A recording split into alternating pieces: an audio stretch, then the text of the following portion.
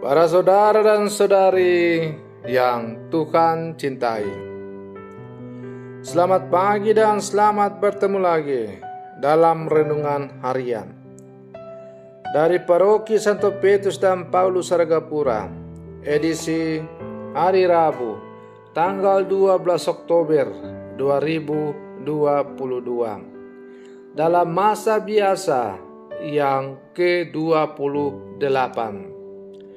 Mengawali hari yang baru ini, kita hendak mendengar dan merenungkan sabda Tuhan.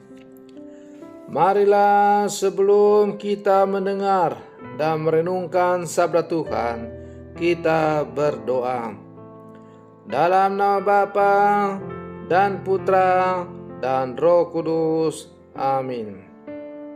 Allah Bapa kami di surga, bukalah bagi kami kitab-kitab agar dapat mempelajari apa yang dapat menenteramkan hati.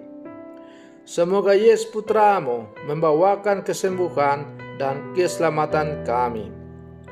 Bersabdalah ya Tuhan, kami siap untuk mendengarkan.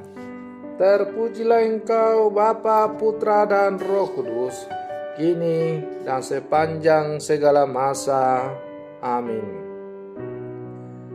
Para saudara dan saudari yang Tuhan cintai, sabda Tuhan yang hendak kita dengar dan kita renungkan untuk mengawali hari yang baru ini diambil dari Injil Lukas pasal 11 ayat 42 sampai 46. Tuhan bersamamu. Inilah Injil suci menurut Lukas. Sekali peristiwa, Yesus bersabda, "Celakalah kalian, hai orang-orang Farisi, sebab kalian membayar persepuluhan dan selasi, inggu, dan segala jenis sayuran, tetapi kalian mengabaikan keadilan dan kasih Allah. Yang satu harus dilakukan dan yang lain jangan diabaikan. Celakalah kalian, hai orang-orang Farisi, sebab kalian suka duduk di tempat terdepan di rumah ibadat dan suka menerima penghormatan di pasar. Celakalah kalian, sebab kalian seperti kubur yang tidak memakai tanda. Orang-orang yang berjalan di atasnya tidak mengetahuinya." Seorang ahli Taurat menjawab, "Guru, dengan berkata demikian, engkau menghina kami juga." Tetapi Yesus berkata lagi, "Celakalah kalian juga, hai ahli-ahli Taurat, sebab kalian meletakkan beban-beban yang tak terpikul pada orang, tetapi kalian sendiri tidak menyentuh beban itu dengan satu jari pun." Demikianlah sabda Tuhan. Para saudara dan saudari yang Tuhan cintai,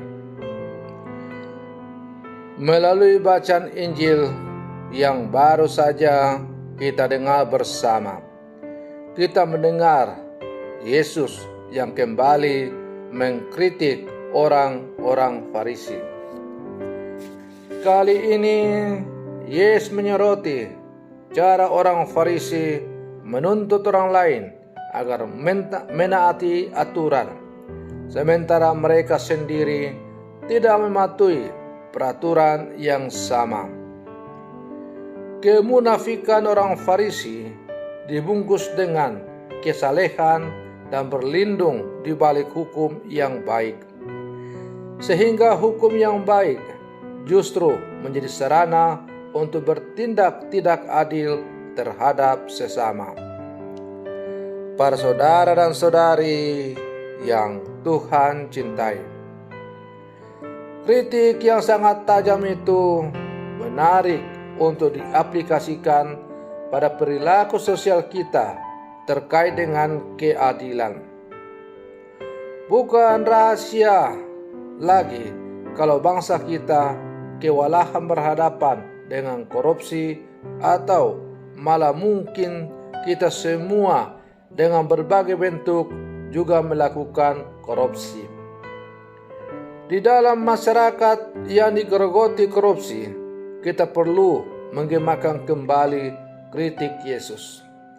Kita perlu memeriksa diri, apakah kita turut melembagakan dan mengabadikan ketidakadilan, kemunafikan, dan ketidakjujuran yang dibungkus dengan kesalehan atau seruan saleh dan manis tentang ajaran Tuhan. Para saudara dan saudari yang Tuhan cintai, hukum tetap diperlukan untuk hidup bersama. Akan tetapi mereka yang dibimbing oleh Roh, mereka hidup dengan baik melampaui yang dituntut oleh hukum. Tidak ada hukum yang berlawanan dengan kasih, sukacita, damai sejahtera, kesabaran, kemurahan, kebaikan, kesetiaan, sikap lemah lembut, dan penguasaan diri. Dalam melaksanakan hukum, baik hukum masyarakat maupun gerejawi, jangan sampai kita sibuk dengan aturan-aturan kecil sehingga mengabaikan hukum yang lebih penting. Para saudara dan saudari yang Tuhan cintai, kadang kita mendapati hukum baik yang dibuat oleh negara maupun agama yang menciptakan budaya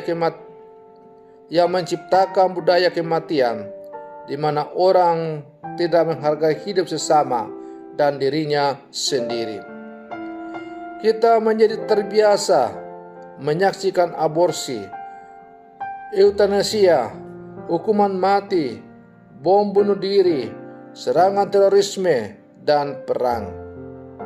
Sebagai pengikut Kristus, tugas kita adalah memperlihatkan hidup yang dituntun oleh Roh Kudus itu. Jika kita bertanggung jawab secara langsung atas hukum-hukum seperti itu, baiklah kita mengupayakan untuk penghapusannya. Hukum yang baik tentulah hukum yang melindungi hidup setiap individu dan masyarakat. Para saudara dan saudari yang Tuhan cintai, siapakah orang-orang Farisi itu di zaman sekarang ini? Orang-orang Farisi di zaman sekarang ini bisa jadi adalah saudara dan saudari atau saya. Ketika hidup keagamaan kita ditandai dengan sikap munafik, kesalehan yang palsu, maka kita telah menjadi orang-orang Farisi. Ketika kita dengan gamblang begitu gampang menghakimi sesama kita yang salah jalan, kita begitu gampang menyingkirkan orang lain, memojokkan, selalu menganggap diri sebagai orang yang paling suci daripada orang lain, maka kita telah berada dalam sikap keagamaan yang palsu seperti yang dipraktekkan oleh kaum orang-orang Farisi. Dan dengan demikian kita pun akan dikecam dengan keras oleh Yesus. Oleh karena itu, para saudara dan saudari yang Tuhan cintai, sebagai murid-murid Yesus yang hidup sama sekarang, mari terus kita jadikan sabda Yesus sebagai sarana, alat kontrol dalam menjalankan kehidupan kita sebagai orang-orang percaya. Semoga kita tidak jatuh dalam sikap keagamaan yang palsu, di mana kita menjalankan kewajiban keagamaan bukan karena kita lihat sebagai sarana untuk semakin mendekatkan diri kepada Tuhan, tetapi supaya kita disanjung, dipuji, dan dihormati oleh orang. Semoga permenungan saya ini untuk mengawali hari yang baru ini semakin menghantar kita untuk menjadi orang-orang beragama dan beriman yang sejati, sebagaimana yang diajarkan oleh Kristus kepada kita. Semoga demikian. Selamat pagi, Tuhan Yesus memberkati.